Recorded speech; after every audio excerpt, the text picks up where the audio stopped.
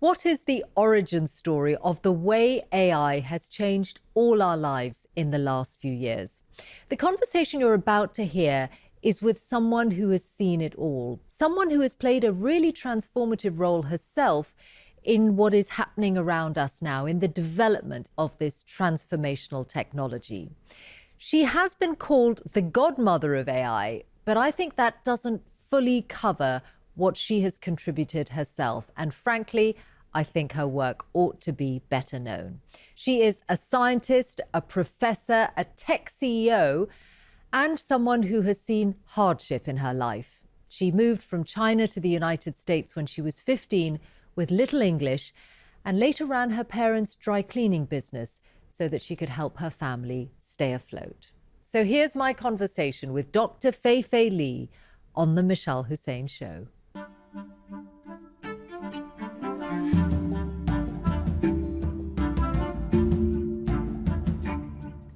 Dr. Fei-Fei Li, thank you for coming on the show. I'd love to start with this remarkable period for your industry. It's 3 years since ChatGPT was released to the public, and since then there have been new vehicles, new apps, huge amounts of investment flowing towards the industry. How does this moment feel to you? Well, first of all, Michelle, thank you for inviting me to this show. I'm very excited. How does this moment feels to me? It's a good question because AI is not new to me. I've been in this field for 25 years. I live and breathe it every day since the beginning of my career. Yet this moment is still as daunting and almost surreal to me in terms of its massive, profound impact. It's genuinely true in my mind. This is a civilizational technology. And it's surreal personally to me because I'm part of the group of scientists that made this happen. And clearly I did not expect it'll be this massive. When was the moment it changed? Because I know you've talked about the years when it was like an AI winter. Yeah. And what you're describing now, how the moment feels extraordinary even to you, is it because of the pace of developments, or is it because the world has woken up to it and therefore turned the spotlight on people like you? I think it's intertwined, right? But for me, to define this as a civilizational technology is not about spotlight. It's not even about how powerful it is. It's about how many people it impacts. At the end of the day, technology, the end of technology is its impact to people. And I call it civilizational moment because everyone's life, work, well-being, future will somehow be touched by or impacted by AI. And in bad ways as well as good? Well, technology is a double-edged sword, right? Yes, I think both ways, because since the dawn of human civilization, we create tools we call technologies. And these tools are meant for, in general, for doing good things. But along the way, we might use it in the wrong way. We might intentionally use it in the wrong way, or we might have unintended consequences. Yeah. And strands of this, I know, will emerge in different ways over the course of this conversation. But you said the word power, and I'm struck by the fact that the power of this technology is in the hands of a very small number of companies, most of them American. How does that sit with you? You're right. It's the major tech companies hold so much of the tech itself, and through their massively reaching products, they are impacting globally our society the most. I would personally like to see this technology being much more democratized. I would like to see, no matter who builds or holds the profound impact of this technology, do it in a responsible way. And I also do believe every individual in this era have and should feel they have the agency to impact this technology. We'll talk a bit more in a moment, I think, about the democratization and how that might be achieved. But you, of course, in terms of companies in this field, you're part of that because you are a tech CEO as well as an academic. In fact, I think your very young company, little more than a year old, is reportedly already worth $1 billion.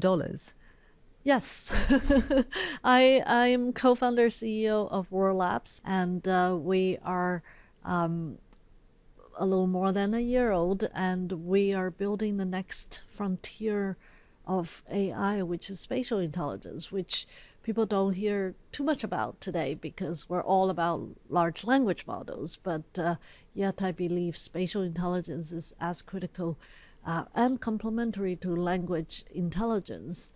This idea of virtual worlds, which again we'll dig into. But before we do that, I want you to take us back again to the fact that you've seen the whole trajectory of this industry. You've been in it for 25 years. I know that your first academic love was physics. Yes. What was it in the life or work of the physicists you most admire that made you think beyond that particular field? Yeah, that's a great question. I grew up in a it's not a small town, but it's a less well-known city in China. And I come from a small family. So you could say life was small in a sense, a small family, not too big a city. It was in the 80s, my childhood, which was fairly simple and isolated. You're an only child? I was the only child. As was often the way in China under the one-child policy? And my family in general is just small.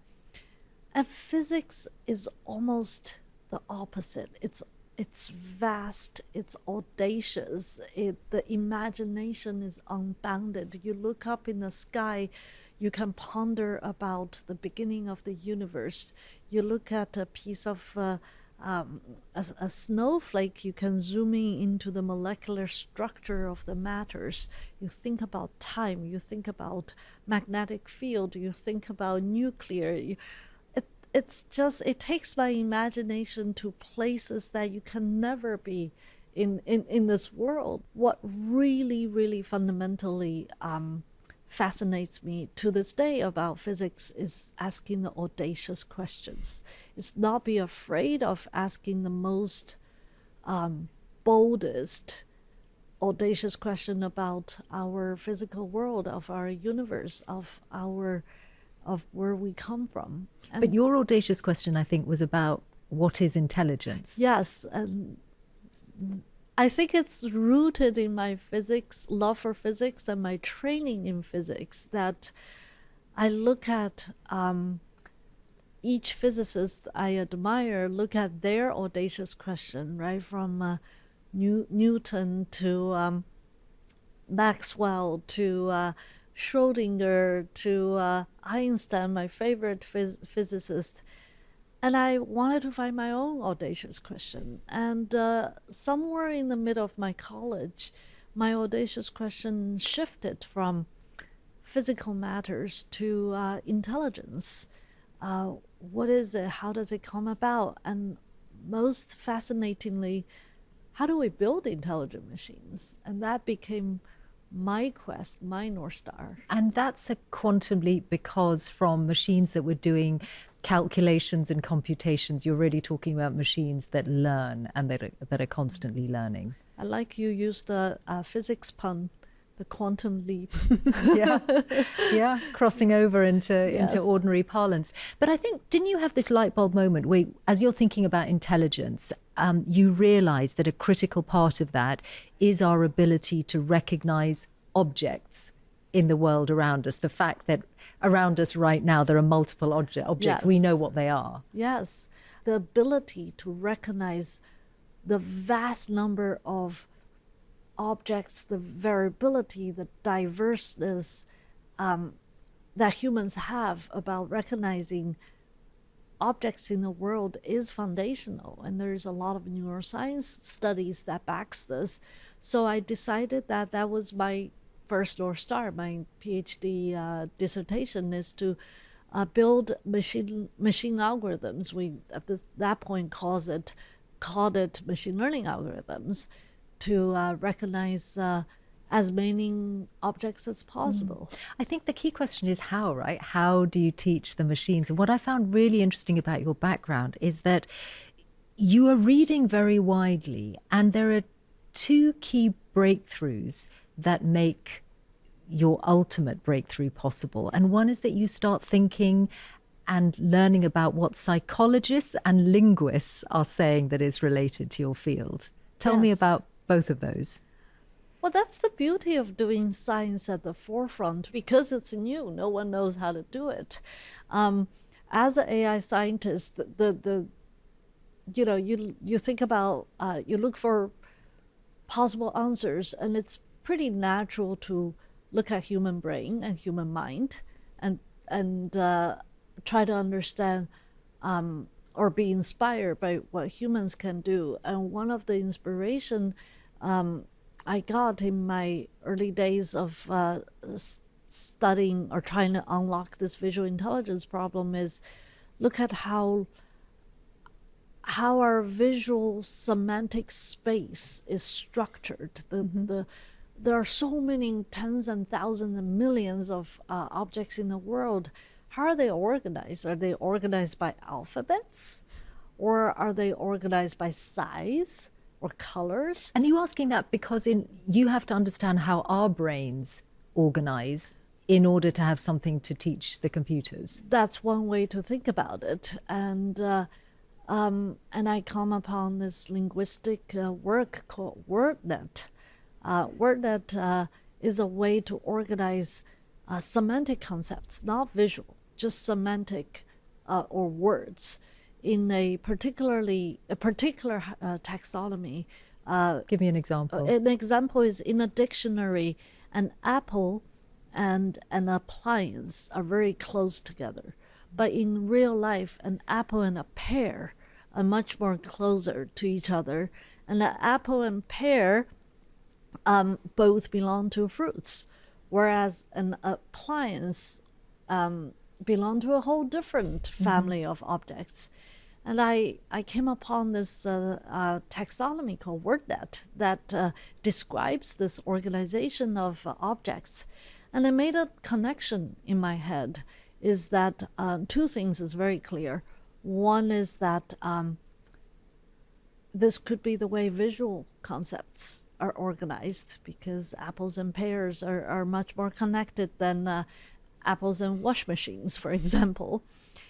But also, even more importantly, is the scale, is that if you look at the number of objects are there described by language, you realize how vast it is, right? How big it is. And that was a particular epiphany for me, is to recognize the world. We as intelligent animals, as humans, we experience the world with massive amount of data. And somehow we process it all. Yeah, somehow we process it all and also learn it all. And we need to endow machines with that ability. Hence the big data sets that you needed. And actually, it's worth noting that at that time, I think this is early part of the century, the idea of big data 2006 doesn't really exist. No, big data was not. This phrase did not even exist, and nobody talks about data-driven machine learning. The kind of scientific data sets we were playing with were tiny. How tiny? For example, in images, most of the graduate students in my era were playing with data sets of 4 or 6 or at most 20 object classes. Each class, there were a couple of hundred examples at most, and that's how tiny it is. Whereas fast forward 3 years later, after we created ImageNet, it had 22,000 classes of objects and 15 million annotated images. And ImageNet was a huge breakthrough. It's the reason that you've been called the godmother of AI. I'd love to understand more about what it is about you that enabled you to make these connections and see things that other scientists didn't? And one that immediately comes to mind is that you acquired English as a second language after you moved to the United States. Is there something in that that led to what you're describing? Michelle, that's a great question. I've been asked this question, and my true answer is I don't know. Human creativity is still such a mystery. You know, people talk about AI doing everything, and I disagree. There's so much about the mystery of human mind that we don't know. So I can only conjecture that a combination of my interest and my experiences led to this, including the curiosity and the hunger for audacious problem definition.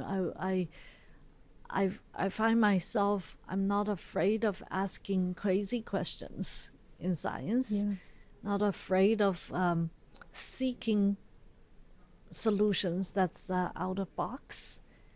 And maybe my appreciation for the linguistic link with the vision might be accentuated by my own journey of learning a different language, but I don't know the answer. What was it like coming to the United States as a teenager? Because I think that's a particularly difficult stage in life to move and to have to make new friends, even if you weren't battling a language barrier. That was hard. I think being an immigrant, I came to this country in America when I was 15 in New Jersey, Parsippany, New Jersey. None of us, my parents nor I, spoke much English at all. I was young enough to learn more quickly. It was very hard for my parents, and we were very, very we were not financially very well at all. My parents were doing cashier jobs, and I was doing Chinese restaurant jobs. Eventually, by the time I entered college, also, my mom's health was not so good. So my family and I decided we have to run this little dry cleaner shop in New Jersey to just make some money to survive. And you got involved yourself working in the dry cleaner. I joked today, I was the CEO. I ran the dry cleaner shop for 7 years. From what age? I was 18, 19 to the middle of my graduate school. So all the way through college and graduate school. 7 years. Even when you're at a distance, you're running your parents' dry cleaning business. Yes, because I was the one who speaks English. So I take all the customer phone calls. I deal with the billing. I deal with all the inspections, all the business. What did it teach you? Resilience. I think as a scientist, you have to be resilient because science is a nonlinear journey. It's nobody has one conjecture and all the solutions in front of you. All of a sudden, you have to go through such a challenge to arrive and find an answer. And as an immigrant, you learn to be resilient. Were your parents pushing you because they clearly wanted a better life for you? That's why they left China for the United States. So how much of this was coming from them and how much from your own sense of responsibility to them? Yeah, actually, that's a great question. To their credit, they did not push me much. They're not tiger parents in today's language. I think part of it is they're just trying to survive, to be honest. And they, especially my mom, she is an intellectual at heart. She loves reading. But the combination of a tough, survival-driven immigration life plus her health issues, she was not pushing me at all. I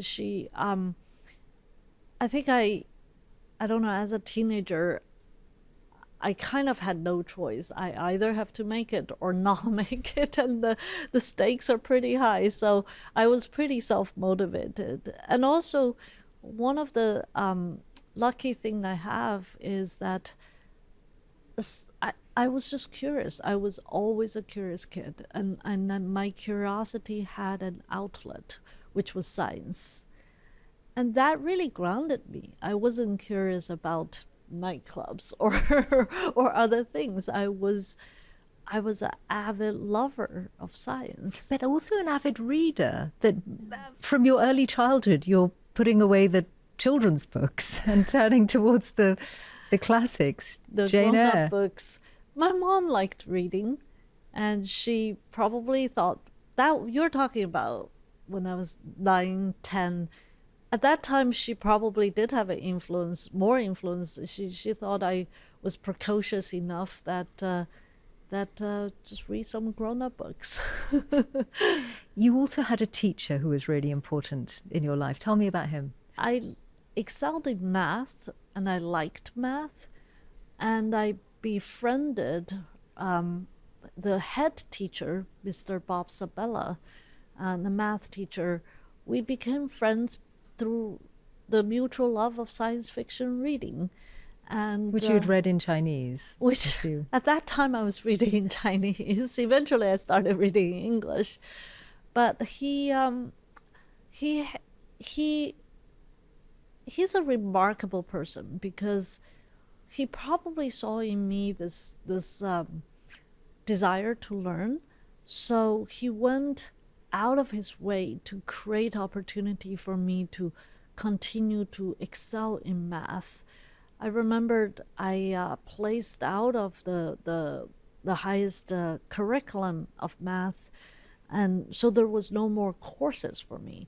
He would use his lunch hours to create a 1-1 class for me to do, and now that I'm a grown up, I know he was not paid extra. He was not waiting to be winning any prize to do that. It was really out of a teacher's love and sense of responsibility. And he really became such an important person in my life, he and his family. Is he still alive, Mr. Sabella? Mr. Sabella passed away when I was grown up, when I was a assistant professor at Stanford. But his family, his 2 sons, his wife, and I think they're my New Jersey family at this point. You used the word love about what he did for you. And I wonder if they also, he and his family, introduced you to American society. That were they your first friends and an entrance to the whole world of America beyond your school? Absolutely, they were. They introduced me to the quintessential middle class American family. But they live in a suburban house. They have 2 lovely kids. Of course, they're all married and have the grandchildren generation now.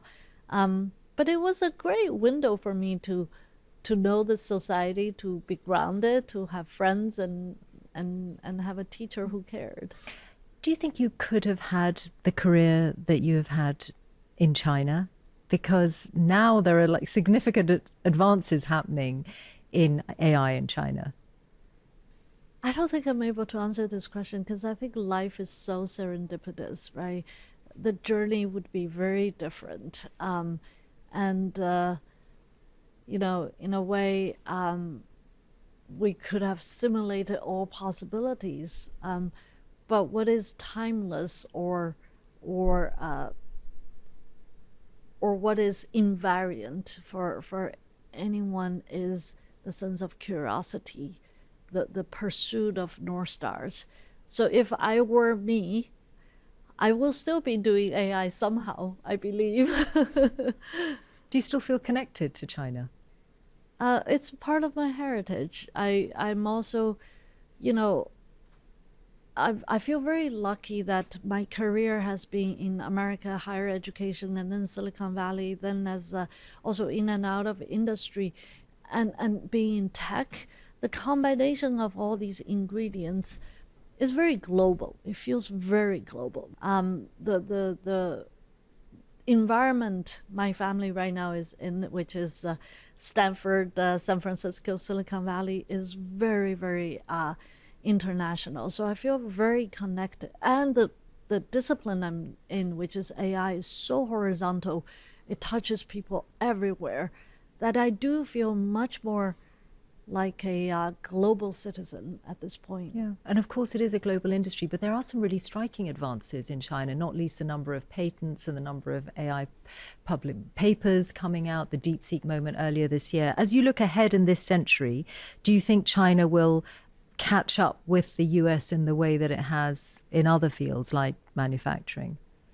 I do think China is a powerhouse in AI. I think US is. I think in this moment, most people would recognize the two leading countries in AI are China and US. I think UK is also a very powerful player in AI. I do travel around the globe. I think the excitement, the energy, and also, frankly, the ambition of many regions and many countries in the world of wanting to have a role in AI, wanting to catch up or even come ahead in certain areas of AI, that is pretty universal. Yeah. And your own next frontier, spatial intelligence. Tell me what you mean when you use the word spatial intelligence. What are you working on right now? Yeah, so spatial intelligence is the ability for AI, or frankly, any intelligence, to understand, perceive, reason, and interact, and also create spaces, worlds.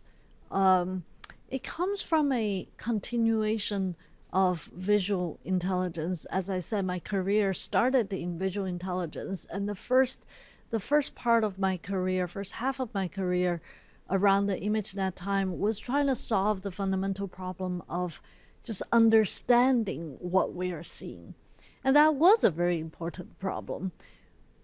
But it's not enough, because that's a very passive act, is just receiving information and being able to understand this is a cup, this is a beautiful lady, this is a microphone.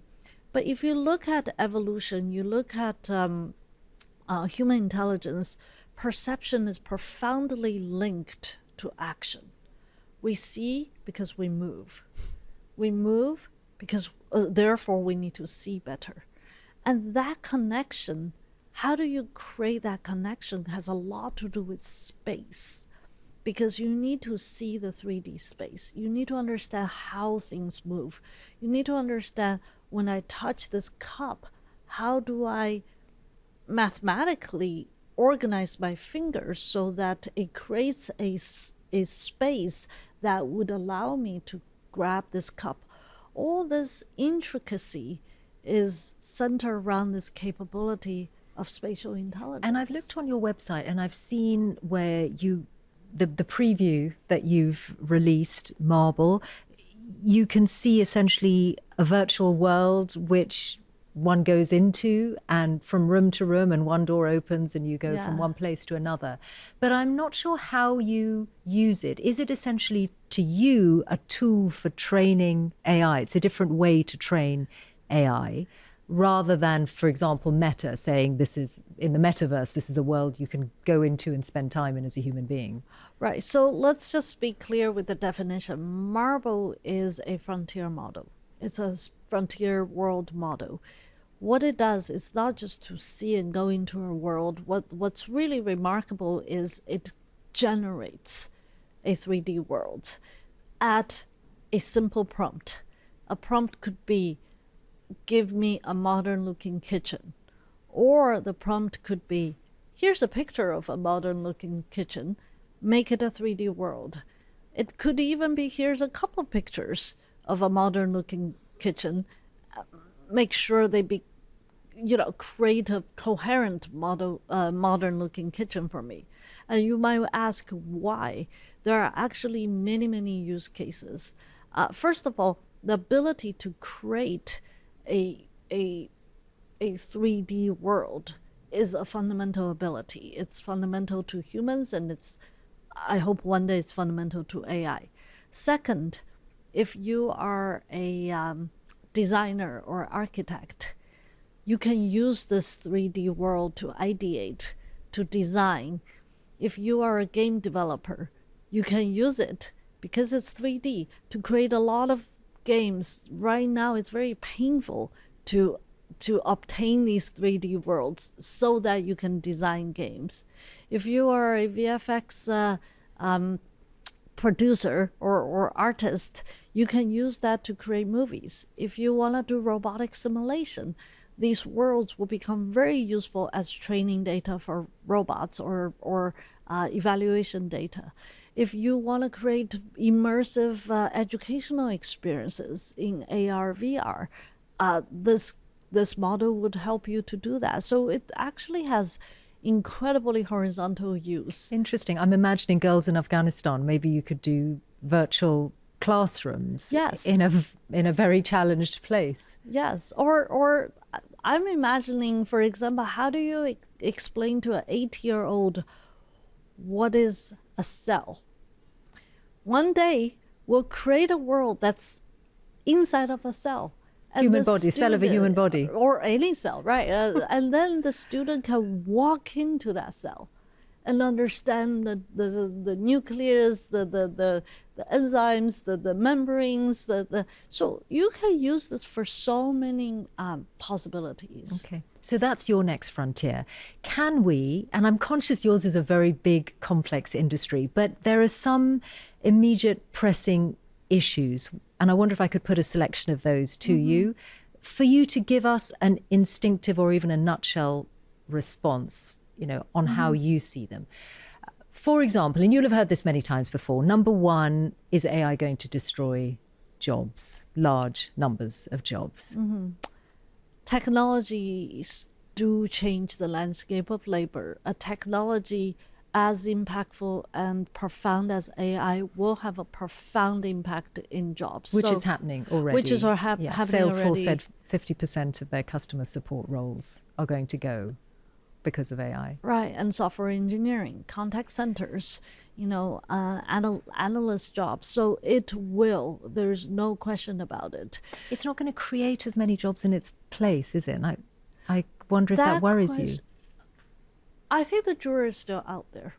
Every time humanity has created a more advanced technology, for example, steam engine, electricity, PC, we have cars, we have gone through difficult times, but we also have gone through re-landscaping of jobs. So only talking about the number bigger or smaller doesn't do justice. We need to look at this in a much more nuanced way and really think about how to respond to this change. There is the individual level responsibility. You got to learn. You got to upskill yourself. But there is also company level responsibility. There is also societal level responsibility. So this is a big question. Number two is an even bigger question. If you take those headphones, I want to play you the voice and a view on the existential question about whether human beings are going to be replaced by AI. And this is a voice you'll know, Professor Geoffrey Hinton, whose work has overlapped with yours and who is a Nobel laureate as well. When an AI gets super intelligent, it might just replace us. How do we prevent it taking over? Even if all the countries collaborate, what do you do? And I think at present, all the big companies and governments have the wrong model. Their basic model is, I'm the CEO, and this super intelligent AI is the extremely smart executive assistant. I'm the boss. It's not going to be like that when it's smarter than us and more powerful than us. What do you think of that? Because Professor Hinton thinks there's a 10 to 20% chance that AI leads to human extinction. So first of all, Professor Hinton, or I call him Jeff because I have known him for 25 years since I was first-year graduate student. He's someone I admire and studied his technical papers.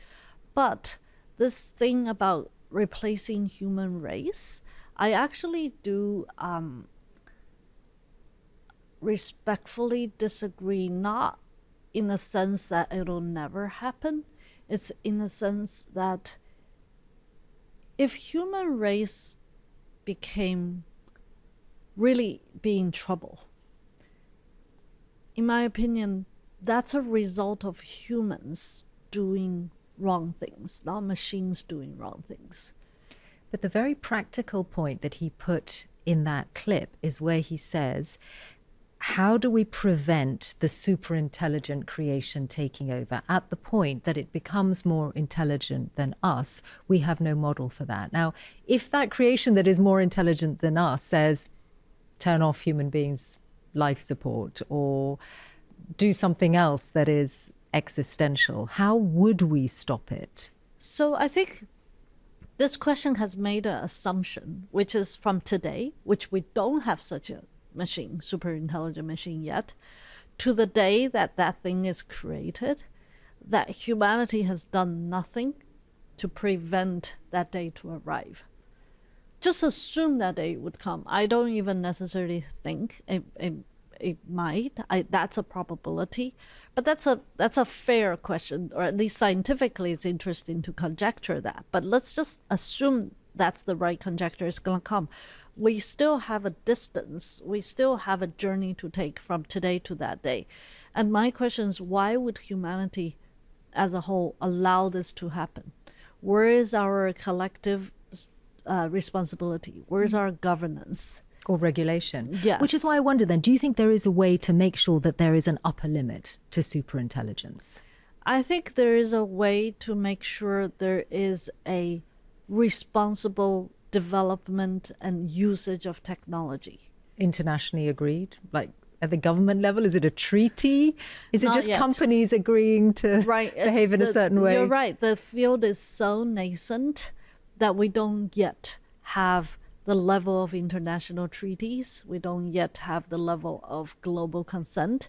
I think we have global awareness.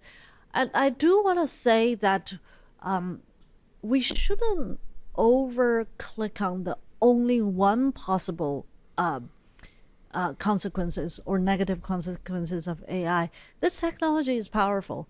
It might have other negative consequences. It also has a ton of benevolent applications for humanity. We need to look at this holistically. Yeah. Do you get frustrated by some of the questions then? Because I know you talk to politicians, people with political power a lot. You've done that in the US, you've done that in the UK and in France and elsewhere. What's the most common question they ask you that you find frustrating? I wouldn't use the word frustrating. I would use the word concerned, because I think our public discourse of AI need to move from the very simple question of what do we do when machine overlord is here? So I don't get frustrated. I get concerned if the only way to ask this question is this very simple binary, do you want it or not want it?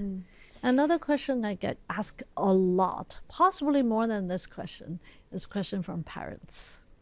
Is that worldwide, parents ask me, AI is coming. How do I advise my kids? What's the future of my kids? What should they do? Should they study computer science? Are they going to have jobs? And So answer it then. People listening to this are probably thinking exactly the same. What do you say?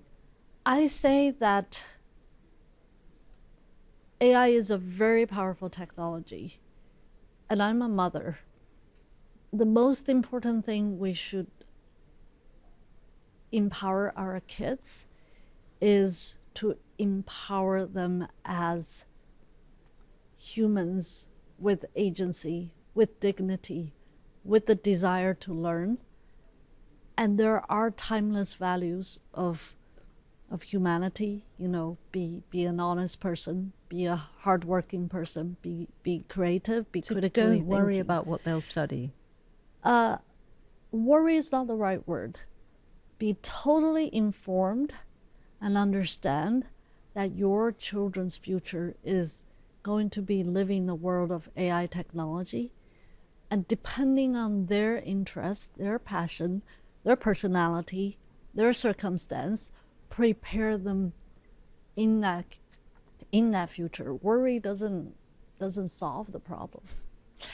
I've got another industry question, which is about the huge sums of money that are flowing into, again, not that many companies like yours, and whether this might be a bubble, whether this might be like a dot-com bubble where it turns out that some of these companies are overvalued. First of all, my company is still a startup. When we're talking about huge amount of money, we really look at the big techs. AI is still a nascent technology, and from a development point of view, there's still a lot to be developed. The science is very hard. It takes a lot to make scientific and technological breakthroughs.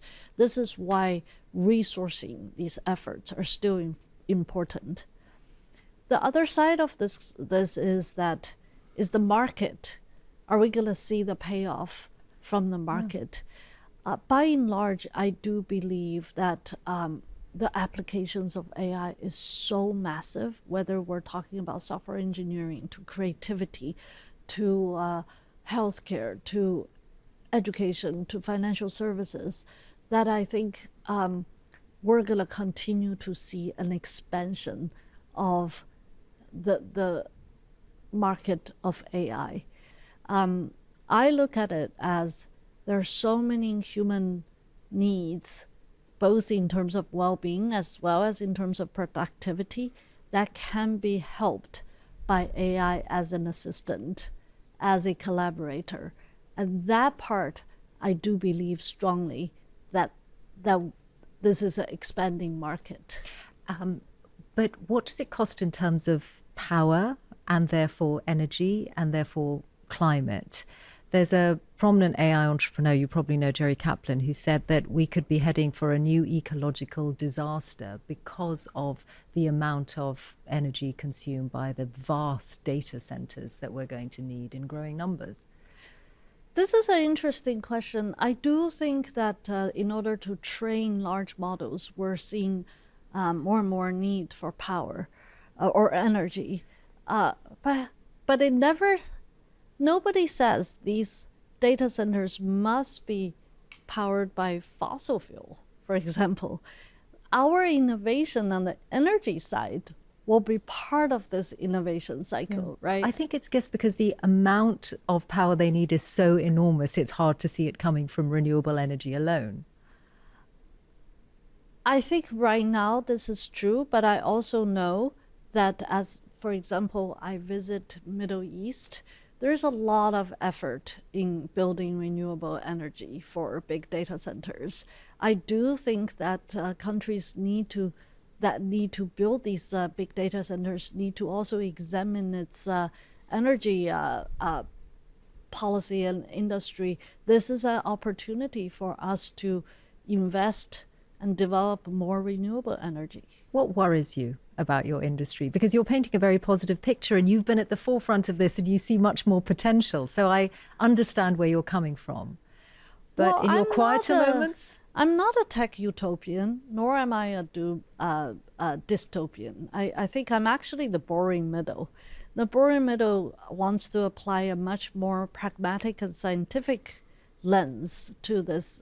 So what worries me, of course, any tool in the hands of the wrong mindset or wrong intention would worry me. This, like we said, that since the dawn of human civilization, if fire was such a critical invention for our species, yet using fire to harm people is massively bad. So any wrong use of AI worries me. The wrong way to communicate with the public worries me, because I do feel there's a lot of anxiety in different parts of the world. The one worry I have is our teachers, especially our K-12 teachers.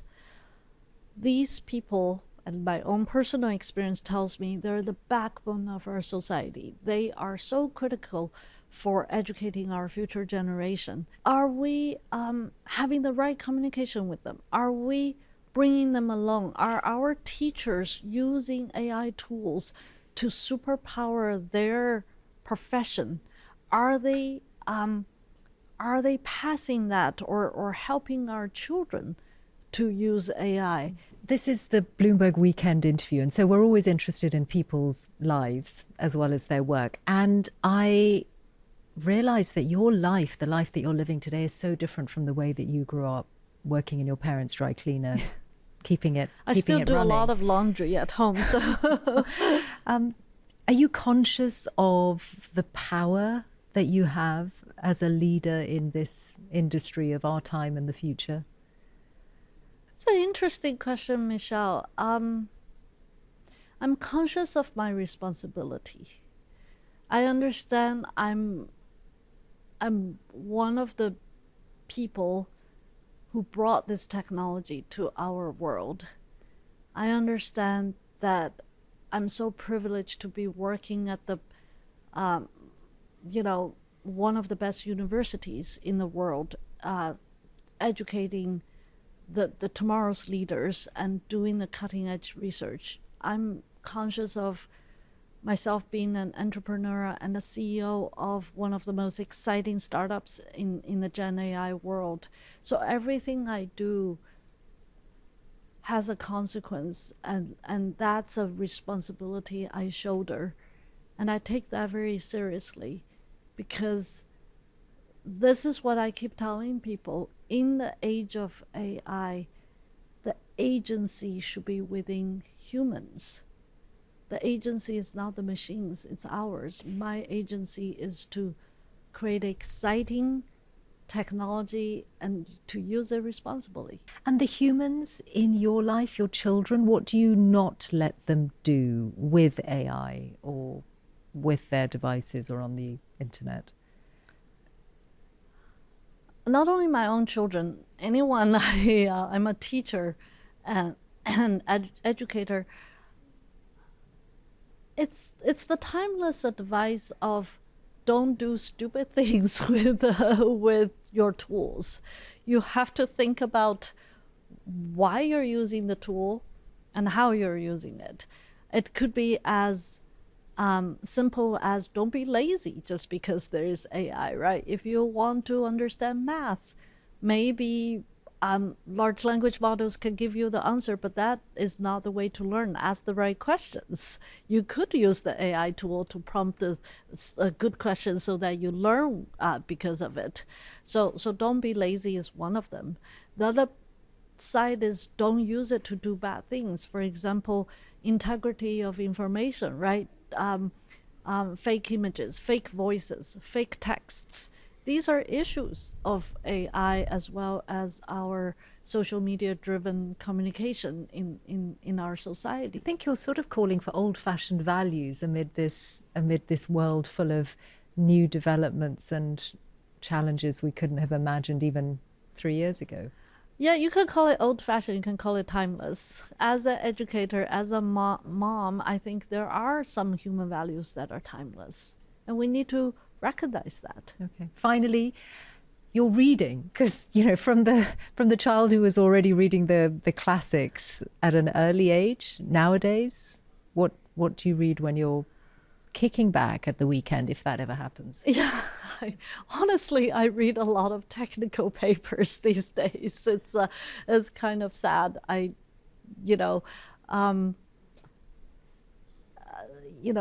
do read. I also read to my kids. I have to say that my favorite book these days is Harry Potter, because it's such a great book, and I read bedtime reading to my kid. Well, that series is going to keep you going for quite a long time, yes, depending on I'm which almost book done. you're at. Yes. So you're not taking away the children's books in their lives then? No, because they live in a totally different time. They actually are exposed to information in a completely different way from my time. My time that,